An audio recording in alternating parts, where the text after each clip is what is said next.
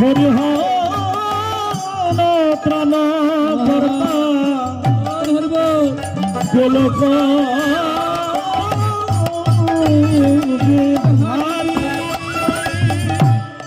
বলে প্রভুকে নিবেদন করে।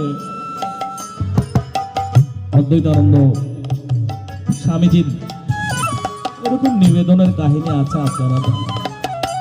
প্রভুকে নিবেদন করে যত বেশি প্রসাদ পাবেন তত বেশি বেশি আপনার গ্রহের দশা নিম্নমুখী হতে হবে, গুরুকৃপায় কোনোদিনও উচ্চমুখী হবে না।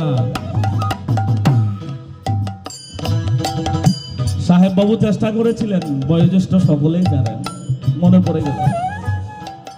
বলে বনের ভিতরে গুণাগরি জঙ্গলে কি সাধু উঠেছে, আমি একটু পরীক্ষা করে আসি। আজকে